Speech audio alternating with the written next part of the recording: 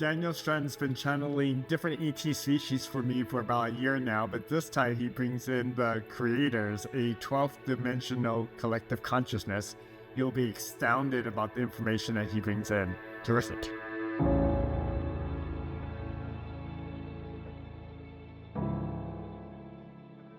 So the story with me is that I participate with a lot of different channelers, and my story is kind of unique in that a year ago I found out that this was my very first incarnation on Earth. And the channeler who channeled me in said, "Welcome back, Ambassador," and really described this life or this existence that I had no clue about. And what's interesting is that you have now channeled for me the Pleiadians, the Arcturians, and Andromedans, and they all verified what that other channeler said, even though you didn't know of it. And it's just neat how all the pieces connect. But it basically is that this is my first incarnation on Earth. I am incarnated on Earth to help humanity raise to the fourth density. And I have various skills and talents that are coming online. I'm claircognizant, and just pieces are falling in together. And I got to thank you, even though you didn't know this, but you through channeling was verifying what other channelers were telling me. And it's just so neat the way things are unfolding beautifully. And I'm just getting like so much joy from it. So so thank you for that. You're welcome. Yeah. Pleasure. So I actually want to just put it out there for you to channel whatever being or collective consciousness comes to you that feels like it has the best vibration to meet me where I'm at right now. Can we do that? Yep. Okay. And then I do have a set of questions, and you'll see that the questions are kind of out there. But again, we're probably going to get a very out there being. So. Yeah. All right. Here we go. All right.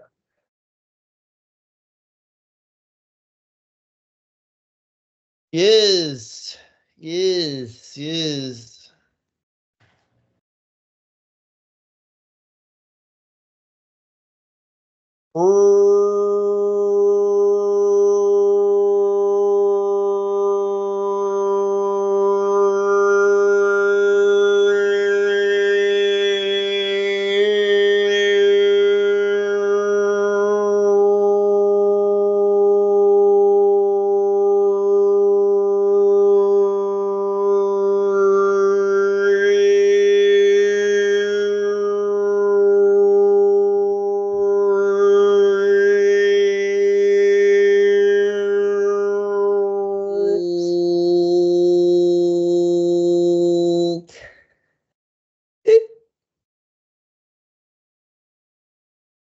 We are here for you. We are the creators, and we're very happy to be here with you. Excellent. Yes. So I am sensing that you can kind of pick up my vibration and kind of know where I'm at. And, I give full open just willingness for you to scan my brain or whatever words we want to use to give my free will so that you can help me, help give information to that best serves me and humanity. So thank you guys for coming in. So let me first ask, is there a reason why the creators came in versus other collective consciousness or even individual consciousness? We make these sorts of agreements with your oversoul and your higher self, or whom it is that they feel is best to come through and speak with you. And from what we gathered from them, they assumed that you would be responding very well to our energetic transmission and to the 12th dimensional energies that we offer to you, both in the words and sounds and the direct connection that we have to your crown chakra right now. Excellent, excellent. And the creators, I've heard Daniel channel you guys before, but you guys are not of a particular like Arcturian or Pleiadian or Andromedan, or are you guys a combination of different systems, or is there a star system associated with the creators? There is no one star system because we exist in a non-physical dimension where there are no star systems, and therefore you could say that we encompass and co-create all of the star systems, all of the galaxies at once. I actually see exactly why you guys came in, because my very first question that I have written down, you guys are in a perfect position to answer it. So I have had friends who are channelers tell me that Earth is their only incarnation. I have also had very powerful psychic and channeler friends who they are of the angelic incarnations. They are from Seraphim. You know, they're just clearly from angelic lineage. And then I have also friends who are clearly from a galactic lineage or direct. And it seems like those are the three groupings, although I know that there are many more groupings and many more mixing up of the groupings. But are those three ways of looking at groups of incarnation useful? It's limiting in a sense because there are so many different ways to incarnate, and some incarnations, if you can call them that, wouldn't really fit nicely into any sort of category. And so it's beyond what you can imagine, all the different experiences that your oversoul is having. Correct. I also have a friend who's part angelic and galactic mixed in, so I understand that even within those categories, they mix in often and blend in often. So yeah, it's hard to Yes. bucket them. No one's just one thing. Yeah, It's impossible to only incarnate as one thing because your soul is so gigantic and expansive and craving a variety of different experiences. perfect. So along that lines, and this fits into our conversation, is that one of my first channels told me, or I sensed that I have a strong dragon background, and my understanding is dragon is not galactic or angelic or earth. It's a different type of elemental kind of energy. Can you elaborate on that? The dragon essence can be experienced in all of the dimensions, all of the densities, and therefore, yes, it defies the idea of being categorized or only expressing in one form or one place. Makes sense. And there is a cosmic elemental element to it. It's that flavor that I get, that there's like the mineral, fire, water, air kind of element to that dragon energy Yes, or being. Yeah, yes, indeed. Yes, indeed. And that's why they gotcha. carry those within them, those possibilities, being in the water, being in the sky, breathing fire, being underground, underneath the surface of the planet. Yes. So on this way of thinking, how do we think of collective consciousness versus individual consciousness? I have talked to, the Arcturian Council of Light, I've talked to many um, collective consciousness, and my understanding is that on different densities and dimensions, I am part of those collective consciousness. But at the same time, we, or like Daniel, channels individuals like Thoth or Saint Germain. Um, but I have also heard that when people channel Thoth or Saint Germain or Christ, that it's a collective consciousness. So can you clarify? Is it sometimes a collective consciousness, sometimes an individual consciousness? How can you help me better understand that?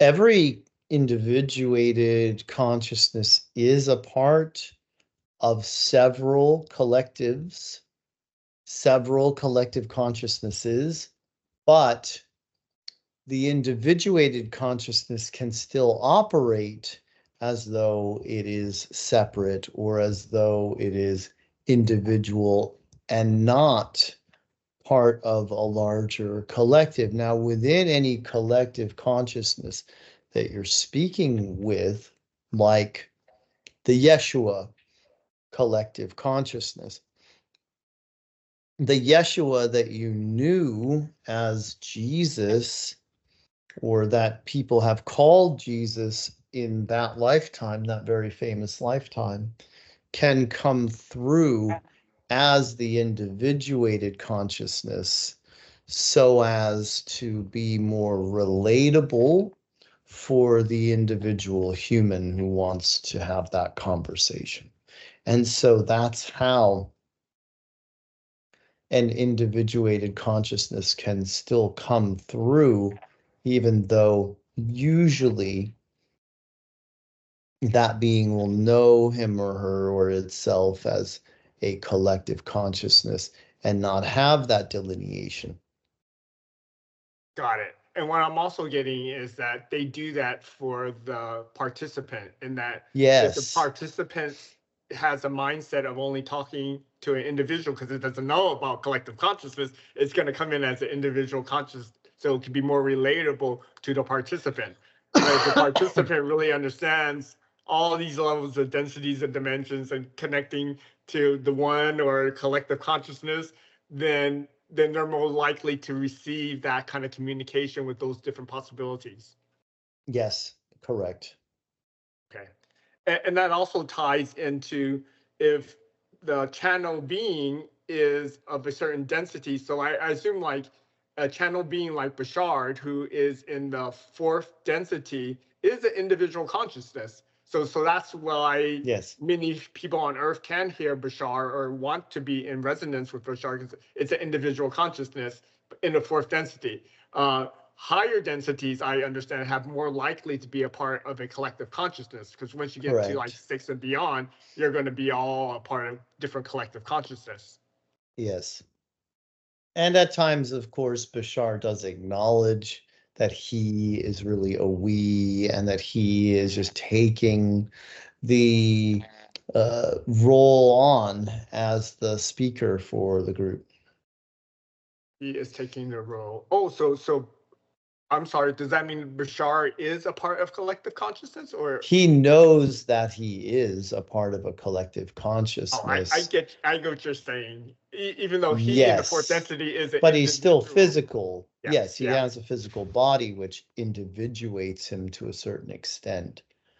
But through a kind of hive mind mentality, he can be connected in with all the other Sasani beings.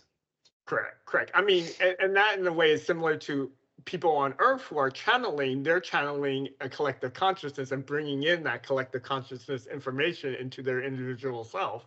So that's Yes, kind of what's happening there. indeed. Yes. Okay.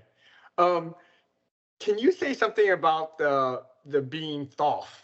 So I have studied Thoth, about Thoth's participation in humanity, and my understanding is that he has appeared in humanity's civilizations various times under various different names: Thoth, Mercury, air, a Mercury, the Trimegistus or something like that. And then he also has Sumerian Anunnaki name. So Thoth is, I think, a individual consciousness of fourth density that was on Earth and played a major role in the grid pattern of Earth and creation of pyramids and to help humanity raise into the fourth density. So my question is, when people are channeling Thoth now, or the Thoth that is kind of recorded in history, was that an individual Yes, entity or a collective consciousness? he did operate as an individual and has since risen up into a collective consciousness in the non-physical. But yes, they were very physical incarnations where he did express from a higher dimensional plane and lowered his vibration to be able to be seen and heard Gotcha. by the Gotcha. humans of Earth. He did originate in the Pleiadian system. Gotcha. And I bet when he did that, he was also connected to his higher self, which were collective consciousness, so he could bring even down that collective consciousness information down to his individualized self and help Yes, kind of manifest on Earth to bring forth knowledge and wisdom and a lot of good stuff. as Bashar does now. Yeah, Yes. makes sense. Makes sense. Um,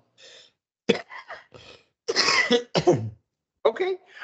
Is there anything you can tell me to clear up any misperceptions that I have in this category, in this issue? I mean, can you guys do that? Can you guys like look into my vibration and for lack of a better word, read my mind of what I believe and what I know, what I think is true, and then kind of steer me in the direction of giving more information or correct information on this topic?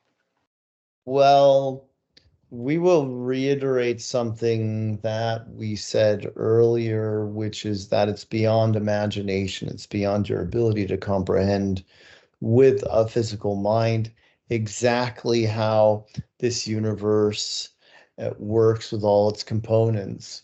So, what you really want to give yourself more than an intellectual knowing of all of this is to feel into the various states of being, the various dimensions, the various expressions. You want to be able to feel into them so that you can have a visceral response to what you're asking about and really putting yourself into those modes and those pictures and what you suspect reality to be like will help you enormously in being able to understand, even if you can't picture or put words to what you're understanding. You will be able to say, yes, I know what that's about because I've felt it. Yeah, I'm glad you brought that up because what I downloaded is that this existence is a feeling existence. It's not about knowledge of all the information on the world because once you cross over to the veil, you have all the information.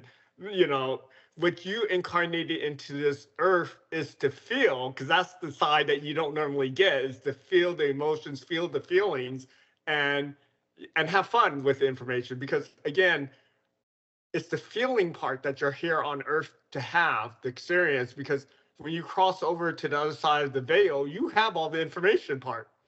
Yes. And you'll have a different feeling experience of everything than you would have or could have had while you were in a physical body. Correct. I hear that the beauty of incarnating in a physical body is that we can feel more intensely, and versus on the other side, while we have infinite knowledge, we can't feel as intensely as we do when we have this physical body and us forgetting who we really are. That's how you Right. really feel the experience. So that's what we should lean into and enjoy is the feeling, Yes. because that's the secret sauce of reason why we incarnated on Earth. Yes, indeed. Perfect. Perfect. Okay, I'm going to move on to my next topic, which is hand mudras. So I've been just kind of doing hand mudras on my own, and what I'm getting is that I'm just pulling down galactic codes and I'm using it as a way of expressing, so that even when I'm talking to other channelers, my hands can do whatever they want to do, and I'm just following the inspiration. And I'm kind of getting that the hands are communicating in a way or pulling down energy in a way that Yes. complements speaking and does not interfere with speaking. It's just like another aspect of communicating and pulling down energy and moving codes around and expressing love and putting it out in this world. Yes. Is that a good interpretation? Can you elaborate on that? Yes. It's something that you're still mastering. You're in the process of mastering it through doing it, but it isn't something you can figure out. It's something you can only master through doing and through allowing these hand gestures and mudras and motions to be what they are, as you just then have a knowing of what you're doing and what your hands are doing and what the different motions are accomplishing, and you trust that and you continue on with it without having to know with any absolute certainty of what it is you are doing. And to have fun. I mean, just the Yes. fact that I know I may look silly, but as long as I'm having fun and that's raising my vibration, that in itself does the ultimate purpose.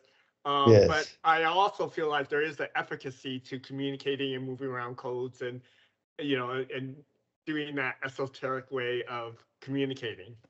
Yes. Yes, indeed. Excellent, excellent. It Okay, is. um, the next thing I want to talk about is cellular regeneration. Um, Yes. so what I'm get is that humans currently have a carbon-based body, and that now we're transitioning into a crystalline body. I think that's associated with going from third density to fourth density, and then the fifth density, we're transitioning to a light body. So Yes. right now we're in that in-between phase of transitioning into a crystalline body, and our DNA is rearranging and it's doing delightful things, and it's going back to what I hear is its natural state. I hear that once we Yes. did have our full expression of our 12-strand DNA, but when the Anunnakis tinkered with it, they tinkered it down to two. So Hmm. now I think it's a reawakening of the 12 Yes. strand of DNA, and we're getting help by the age of Aquarius, by the sun having solar flares, by all these new ways that are awakening us, by us having activations. I participate in a lot of Daniel's activations, and I find them helpful. And we can all get activated by hearing tones, by hearing things, um, by walking around the sun, and when the sun has solar flares. So there's a variety of ways that the human body can be activated. Um, Yes. and kind of regenerate its cells. Um, I also hear that um, when we reach fourth density or fourth density beings, they actually age to the age of 35, so to speak, and then they stay at that age. And some of us here on Earth, we're actually aging backwards. Where, if we're over 35, some of us, because I see it in myself and I see it in others, we we are either aging a lot slower than the regular population, and some of us are aging backwards. Yes. Can you comment on that? It does depend on a person's perspective and their beliefs, their way they emote or don't emote, the way they block the natural evolution by partaking in things that will keep them in a lower vibrational state versus those who are taking foods and supplements into their bodies that they know are supportive of the body holding more light and more of that crystalline energy. So yes, those who know it's possible to reverse age, those who are aware that others are doing it, they'll tap in to that vibrational signature that then allows them to access a slightly younger body and a slightly younger body and have that reflected to them. Yeah, the channel being Bashar says that some of this, a lot of what we do are permission slips.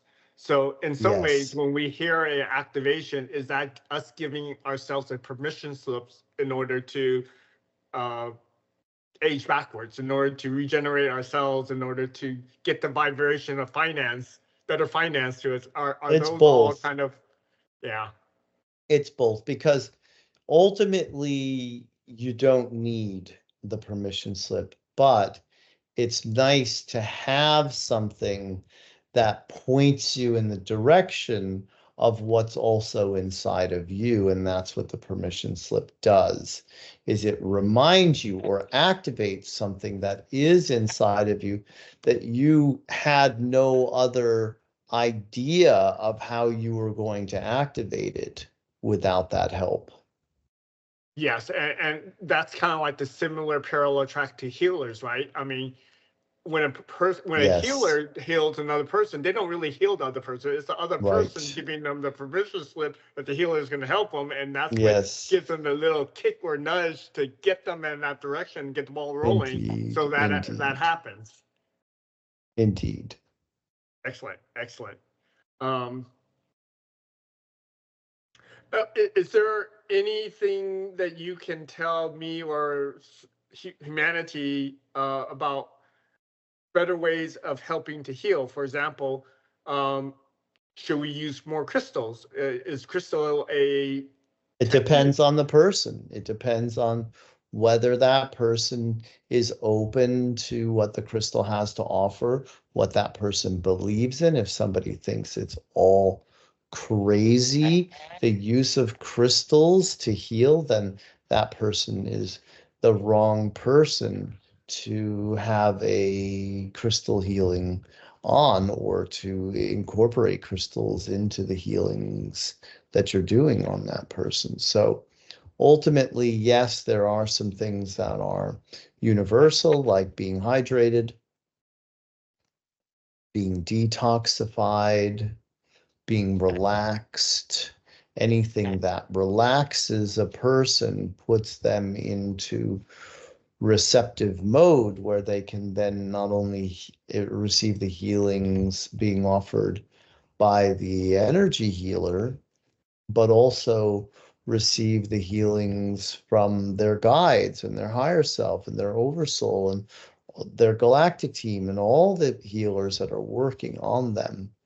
So those things are a bit more universal, but whether someone responds well to sound or not, or rather lie in silence, or will respond better to aromatherapy, that's really based on the person, their preferences, their beliefs, and that maybe even the things they've experienced in the past that they liked, that reminds them of another healer or healing technique.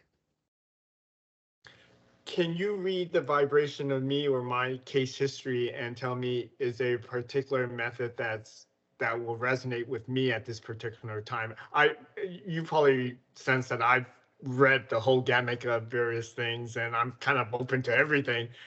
So given where I am right now, is there anything that you think that would be particularly useful for me in the esoteric knowledge kind of category to help me do better cellular regeneration or healing myself and others? Certainly, sound is the modality that you respond to in a way that gives the body the opportunity to experience more of the healing energy. And it is also something that you have enough interest in, enough of a proclivity for, to move into yourself with great gusto. Yeah, I actually can download the hertz that I'm supposed to listen to for each particular chakra to help unblock or flow that chakra. Um, I think that's been effective for me. Do you guys have any thoughts on that? Oh, absolutely. That's effective. Yes. Yeah. Keep it up. Yeah, and it's been a big difference in my meditation and visualization, and I can just feel the energy in me flow and expand. And I gotta tell you, like the growth has not been a constant slope; it's been a exponential slope. In that, right now, I feel drastically different in the energy vibration when I meditate versus 6 months ago. Yes. Very good. Yeah, yeah. It's nice to be able to track those things and realize that your experience is what matters the most. Yeah, yeah. And I just feel it. It's something that, at first I was thinking, am I just mentally imagining it? But no, I more and more I feel it's an intense energy that I can feel that I did not feel 6 months ago. Yes. Yes. Yeah. All great. Very, very fun. Very fun. Okay. Yes. The next topic I want to talk about is timelines, predictions, and help me sort through how that works, and even time travel. Um, so there's a lot of topics that branch off of here. I think I have a pretty good understanding of various timelines, and everything exists in the here and now, and everything exists all at once. All the different probabilities and all the different they all Yes. exist. But that being said, there are folks on Earth who seem to have a skill of reading the vibration of right now of the situation and predicting something in the future. Um, Either that or they're so convincing with their prediction that you stay on that timeline with them, that they sense. So it's not necessarily that they sense that it's a 99% probable future, but that they're so convinced and so convincing that you say, oh, that must be what we're all meant to experience or destined to experience, and you stay on that timeline. and I got you. And when people do as a collective consciousness, as a group, it just adds more momentum to that timeline happening. So I The more see people how following that person, yes, it's kind of like a self-fulfilling prophecy there. it is a self-fulfilling prophecy indeed. So any good predictor of the future will know that they are only reading the energies of the moment and that other possibilities do exist. And if the other possibilities are better than the one that they're sensing, then they would be of great service to tell people, here's how you choose a different or better timeline for yourself and for humanity. Gotcha. Um, so I recently saw a video of Robert Grant, who's a very respected and known um, person, and he was under hypnosis, and he said under hypnosis, and I think he was channeling his higher self, that April 19th, 2029 is a date where, which is Friday the 13th, by the way, where there's going to be confirmation that the poles have shifted or are going to shift, and that there's going to be a meteorite that's going to be merely missing Earth and it will cause a lot of disruption. And it sounded like a pretty cosmic, catastrophic event. I don't know how to take that, because I believe it was sincere and truthful of what was happening there, but but again, you don't lean into other people's predictions and stuff like that. But at the same time, if that's going to happen, I guess I would like to know to make preparations, or maybe I shouldn't make preparations. And the whole lessons is just to live life and enjoy it. Yes. Is that indeed, and keep choosing. You've got over 4 years. Yeah. To keep choosing a different and better timeline. One of the things that Dolores Cannon would always mention about QHHT is that she felt like she was talking to the subconscious. And what's interesting about the subconscious is that the subconscious can also carry beliefs in it that the conscious human holds, doesn't realize they're holding, doesn't realize, oh yes, that is a belief of mine. So even if someone goes quote unquote under, and is saying things about the future, that prediction is still a reflection of what that person believes or believes is necessary. Something like that, something exactly that or something like that needs to happen in order to create the great changes that you want to see, rather than thinking in terms of, well, how many people are going to wake up in the next 4 years? And how many of the people that are already awake are going to have amazing experiences of transformation and moving beyond where they've ever been vibrationally before? Yes. I mean, I'm very fluent in Doris Ken's work, and I also know that when people are under hypnosis and they talk to their past lives, they're getting that They're perspective. suggestible. Yes. Correct. Well, not only that, but they're getting that past lives perspective, even if they find out later on that past life had it wrong, that their view was wrong.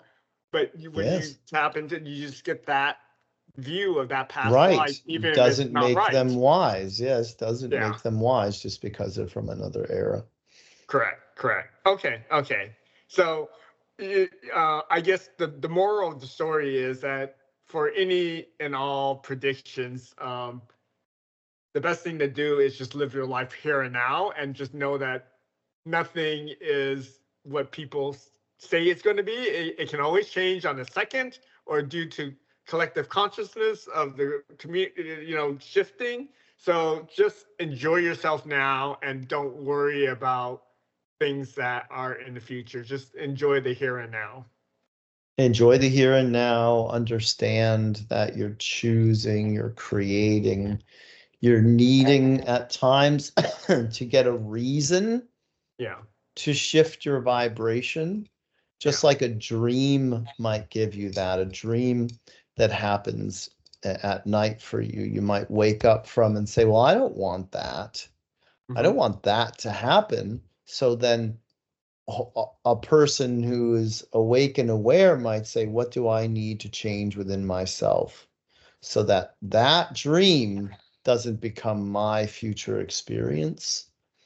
But when you're listening to someone else who seems like they have some direct access to the truth, it then can be something that fewer people are calling into question as to whether it's a malleable type of future or if it's the one and only future. Okay. Well, I don't know how this falls in there, but it kind of is like the topic of future, but many channelers have said, and I kind of believe it, that the Earth is shifting, that it's shifting to a Yes. different vibration and stuff like that. And they Yes, describe always. it as the shifting of two worlds, and folks who are of a vibration are going to stay or be reincarnated into the old world, and folks that are of a higher vibration are going to be reincarnated or live into the new world. Right. Can you elaborate on that? It's much more than two, because there are many more Earths and two Earths right now, and there always have been and always will be. But the idea behind it is, if you stay attached, just like souls in the lower astral plane have done, Yeah. if you remain attached to some aspect of the 3D Earth that you want to continue to experience, then you're less likely to want to go to a new Earth, a new dimension where things are different from what you've always known them to be and to experience. Think about how people who have a really, really good 3D life, they have the looks, they have the money, they have the fame, they have power, they have cohorts in positions of power. Why would they want anything to change? Good point. Why wouldn't they be seeking how to manipulate their telomeres so they can live for thousands of years and keep perpetuating and adding to their wealth? Why wouldn't they, if their life is one gigantic party where they get to go wherever they want, do whatever they want all the time, and be treated like royalty as they do? So then you have the rest of humanity who's really searching for something better because they haven't gotten all of the trappings of the physical that others have had. So in a way, those people made it harder on themselves to evolve because they see no reason to.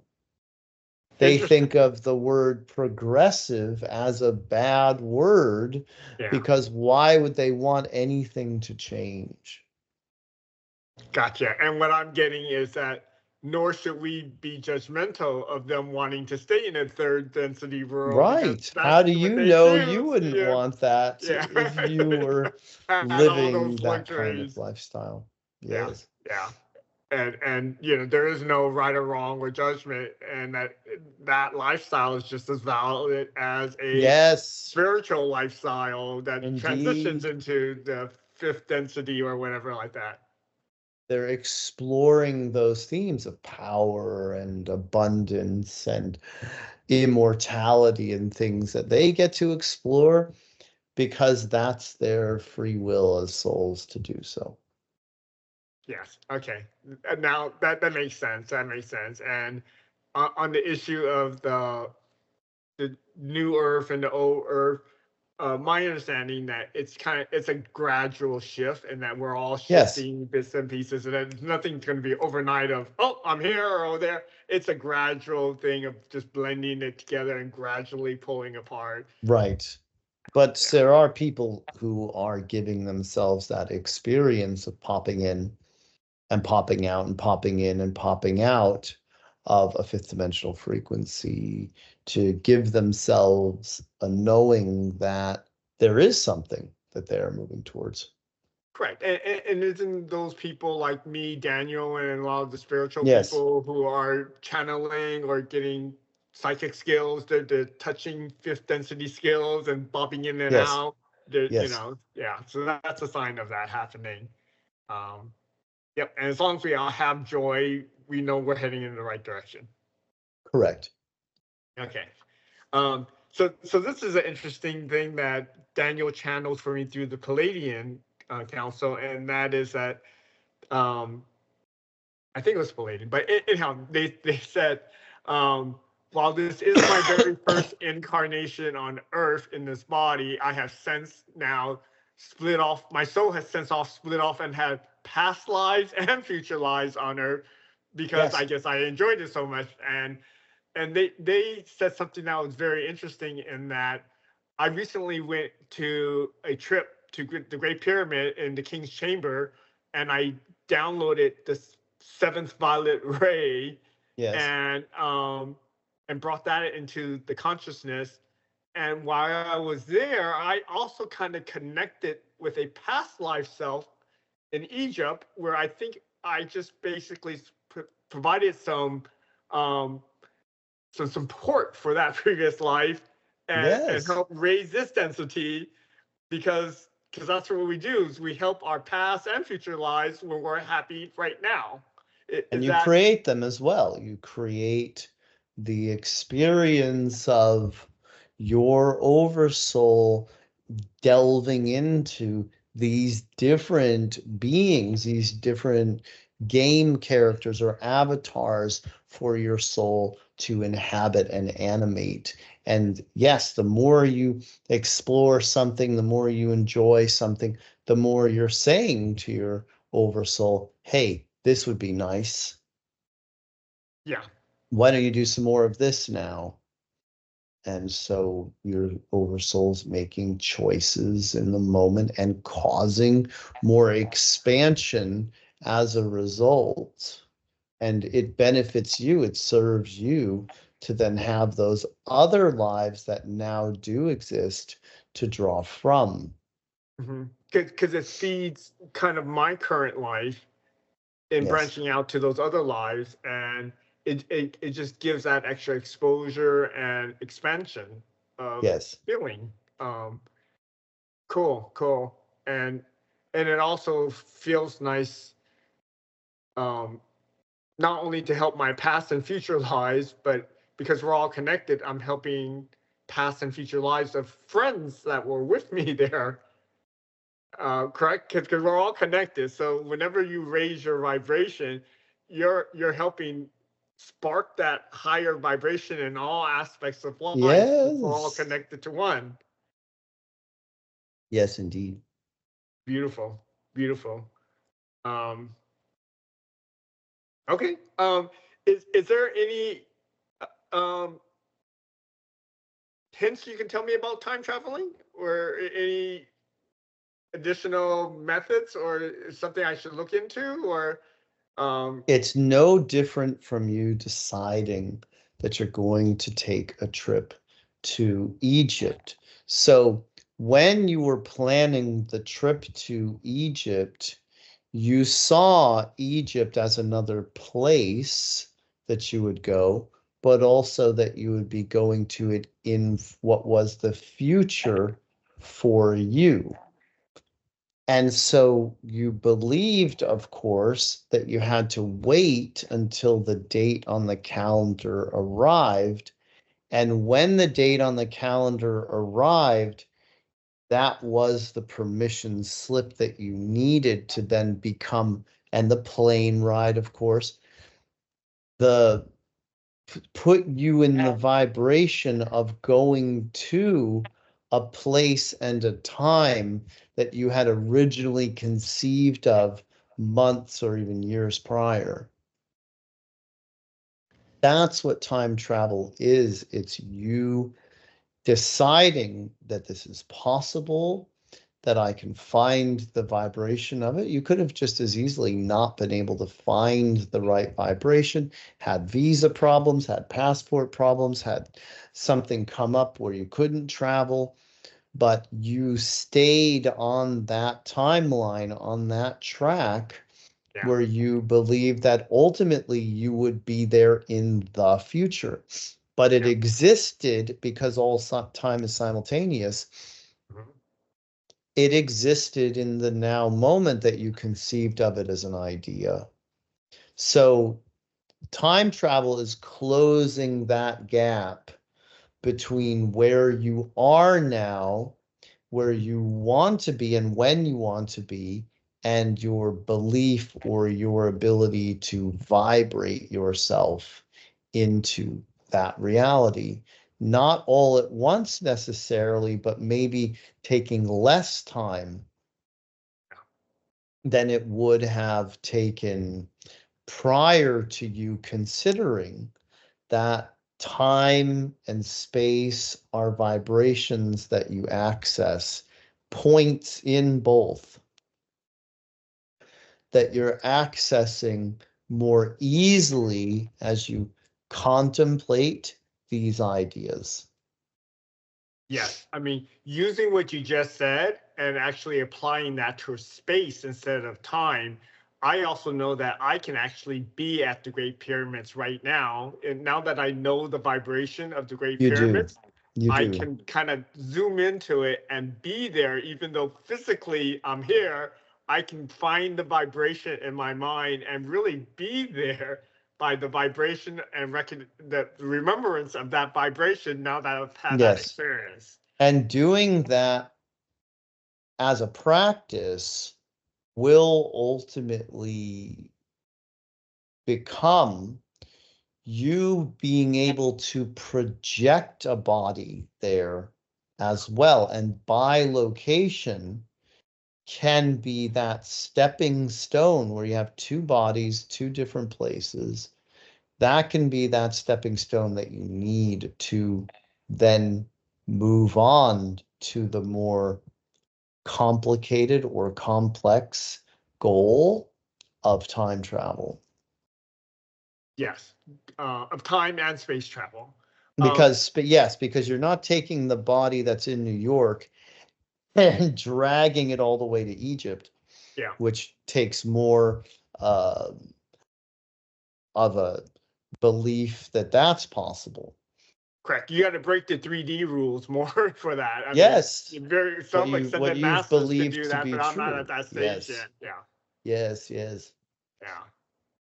Excellent, excellent. So, while I was in the king's chamber of the Great Pyramid and in the sarcophagus, I actually know that I did pull down the violet seventh ray, and I know that that's associated with Saint Germain, which Daniel channels, um, and Archangel Psychical, um, and and I know I had their help in doing that. Um, can you elaborate on that particular process or moment in time when I was in the sarcophagus pulling down the violet seventh ray?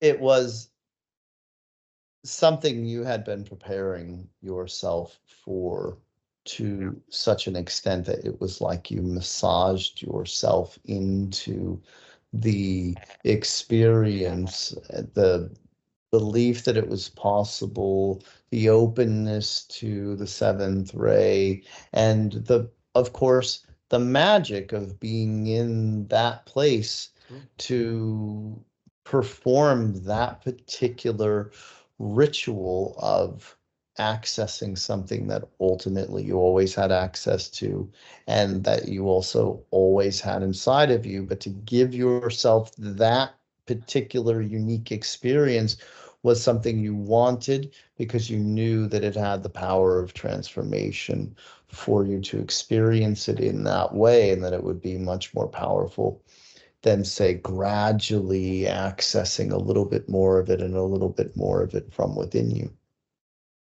Yes, yes.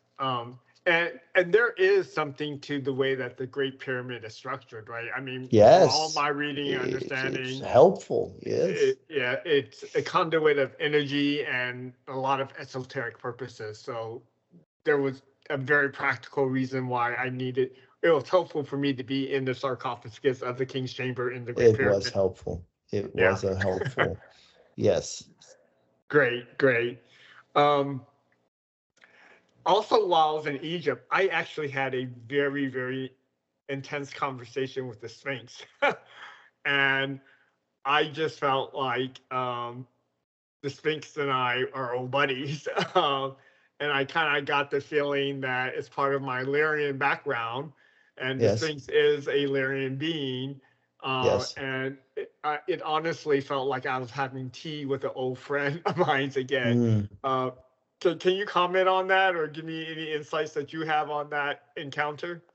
Well, those simultaneous lives of Lyran, of Lemurian, of Egyptian, all of them coming up and cross-connecting more powerfully to you in that moment, and you to them, because of the expectation, but also because of the energies infused into the Sphinx, which again, like the King's Chamber, do make it easier for you to access something that you ultimately always had access to, but needed the permission slip and needed to be in the time and the space where you were ready for the experience to have that experience of integrating those other selves into the Daryl that you know now as the you that you're ultimately just pretending to be. So it helps you then to gain access to more of you,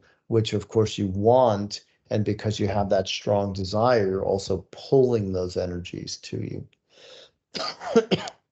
Yes, and like the Great Pyramid, I can actually remember the vibration of the Sphinx and travel and be there and be in resonance with it now that I have that experience and know Yes, that again, vibration. yes. Yeah, Yes, I indeed. find myself doing that during meditation and just popping in and saying hi. I mean, it's very delightful. Yes, yes, indeed. um, so along that topic, can we talk a bit about the Earth's grid? Because I Yes, understand that the Great Pyramid is built on ley lines or important points of the Earth, and actually yes, all the pyramids are built for a strategic reason of why they're on Earth. And I get that it's to unite a grid that's supposed to help us, humanity, race to the fourth density. That by all of us souls going there with the intention of reactivating or doing things to sacred sites, pyramids, sites along the ley lines of Earth, that we're all doing this as a pre-planned togetherness event to help humanity raise to the fourth density. I don't know how else to put that. Can you elaborate on that? And also that I get the sense that I should be doing that, that I should be traveling the world and visiting various sacred sites, not only because it brings me joy, but because I can help move yes, energy around and connect the energy points around the earth. yes, yes, all true. And of course, the positioning of the pyramids was never accidental, always very purposeful, and to connect you also to the galactic cosmic energies coming in, to anchor them in, to create these giant antennae that would be able to harness those energies, but also to bring them down into the Earth's grids and move them around to the various points across the planet where those energies were most needed. And Earth was always meant to be a place that helped to unite the galaxy together through your diversity and through all the experiences that everyone has had in those other star systems. Yeah, one recent correction that I got was I was always under the impression that the Anunnakis built the pyramids, and maybe they did it in their fourth density form. But what I realized is that it was actually a variety of all the ETs who Yes, participated in that. I mean, the Anunnakis may yes, have been physically manifesting here, but they were tapping other yes, ETs, and other ETs were, it was a collaborative construction project where they were all united with the purpose of making these antenna points or energy points to help bring yes, the energy of Earth to the cosmos and vice versa. yes, indeed. In fact, you could say that the building of the pyramids was necessitated by the Anunnaki coming prior to that time and doing what they did to the human beings to create them to be more of a slave race. Correct, because that was necessary in order to have the possibility of the pyramids being built. Everything's divinely orchestrated and perfect. So even though Yes. initially we thought it wasn't very nice of them to genetically modify us to Yes. be this way, we understand that in the long run it was perfect because It without was that, desired by yeah, all the souls who then incarnated as those earth beings to have that feeling of separation, persecution, all that you have been able to use to emote and then grow from. correct, and build structures like the pyramid, and also get us to evolve to where we are right now, where we're all having our awakening and we're raising to the fourth density. None of that would have been possible without the slingshot of pulling us back and sometimes the Yes. uncomfortableness of that, so that now that we can spring forward into the fourth dimension density. Yes. Yes. Yeah, okay, it's all perfect, and no animosity, everything's cool, everything worked out Everything is perfectly. cool. Yeah. Yes. Yes. Okay, okay. I wish I would have known this like 2 years ago, when I really had like a lot of fear and separation and saying, "Oh, those naughty Anunnakis, they shouldn't have done that." But now I understand that everything is perfect. What they Yes. did is fine and cool. It's all according to our free will and Yes. desirable, with the best possible benevolent outcome that we can ever dream of. Indeed. Yes, indeed. Excellent, excellent. Um, Knowing who I am right now, is there any sacred site on Earth that you think I should put on top priority to visit, to help move the energy around, that will help for my growth and the growth of Earth? Machu Picchu. Okay. Okay. Is there a particular reason why? Is that tied to a chakra or a resonance within me? Um, It's tied to the upcoming ET contact experience yeah. for all of humanity Yeah. and what is needed to be healed and to be forgiven, along those lines of the Anunnaki, for example, Yeah. and the other races that came and wreaked havoc there on Earth when you could have been helped and taught as you were at other times. There are these uh, collective consciousness type fears and anger and revenge and those types of feelings that you can help to move humanity out of by being there. It's funny you said that, because I did get an offer to visit ancient sites in South America, and I actually responded, yeah, I'm interested, and I got that it's to help genetics, it's to help rearrange the genetic pools of humanity and myself, and that's kind of what I thought the theme of it was, helping genetics, or the new evolution of genetics of mankind. So I that kind of fits in line with that. Is it does, yes. Yeah. All right. Makes sense. Makes sense. Yes. I do want to mention another sacred site, and that's Mount Shasta. And that's because it's in the United States, and I was thinking of visiting it simply because it's in the United States, but it's also a chakra of the earth. And it's also a base of Lemurians. I hear there are Lemurians in Telos, the mountain. yes. Telos? Yeah. Inside the Um, mountain. Inside Yes. the mountain. A lot of good is happening between humans and ETs there that can also be facilitated, enhanced, and carried forth from a visit there as well. Yes, that would have been the next on our list of choices for you to go. Okay, okay. Well, I got some years before I depart this earth, so I will work that in the near future. Yeah, yeah. Yes. Those are like the two thoughts that came to my mind of places to visit this year or next year. So Good. I think that I'll make that happen. Indeed.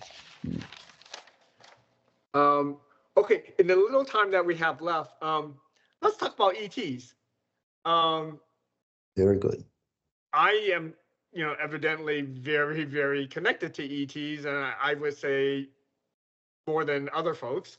And I get that we're going to have the big public disclosure around the years of.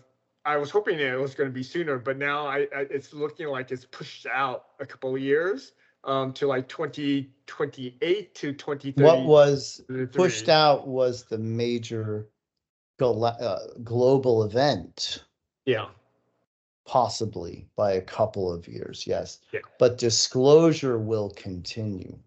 That Yeah. will be an ongoing process, not one person saying this is how it is and this is the one version of reality that I'm going to give you, but a lot of different versions coming out in a lot of different ways and a lot more sightings happening and people talking about their sightings as well. But the consciousness of humanity, of course, can grow exponentially because of the fact that Donald Trump just took office again.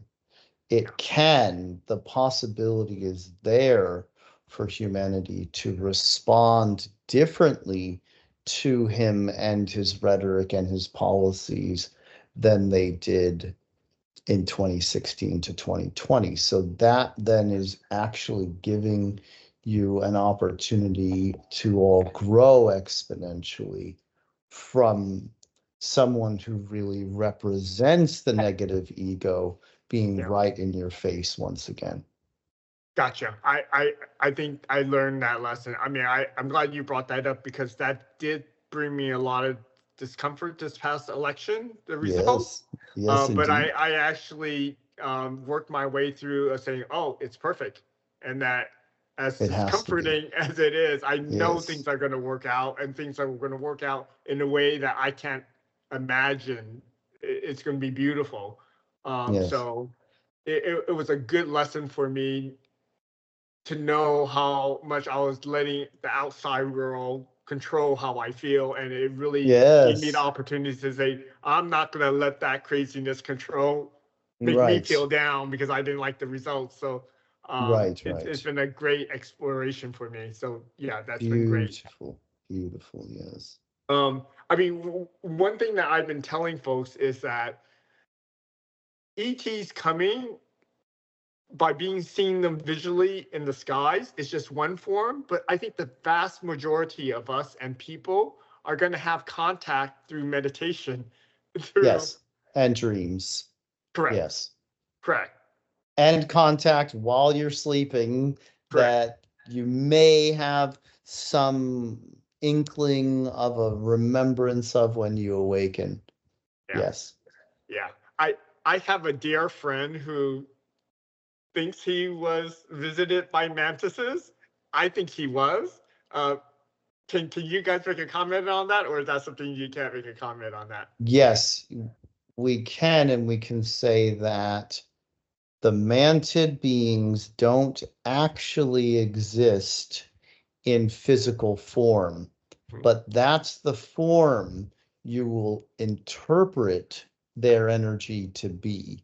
So we cannot say that he was actually visited by physical mantid beings because it's more of the projection of that energy that then he experienced as those beings, but they do not really exist with those physical bodies. That's just and that's how what they show up.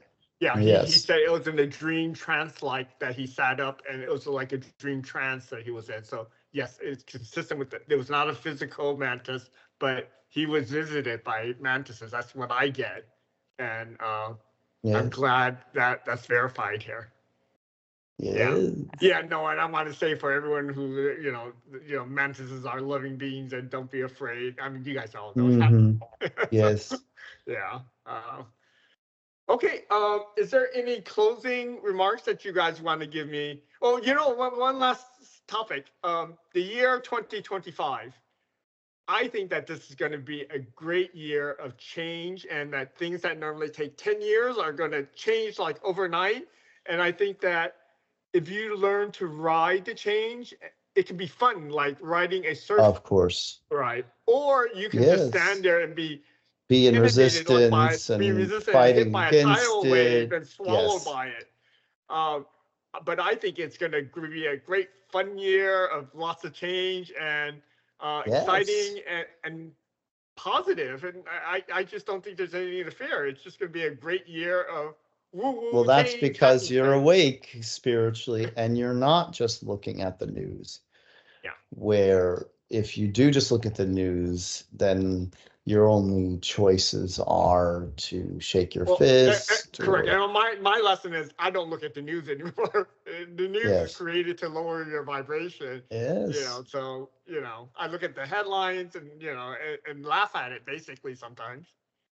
Whatever comes in your awareness was meant to come into your awareness for a reason, and you can use it for your growth and evolution, but no one is there just to react and to react with resistance and judgment and negativity to what they are shown in front of them by their own consciousness as, and now this has happened in your world. So anyone who knows that, anyone who realizes, oh, I'm meant to use this for my growth, will. Do you want to say any last words to myself or to humanity about the year 2025? Besides what I said about the year of change?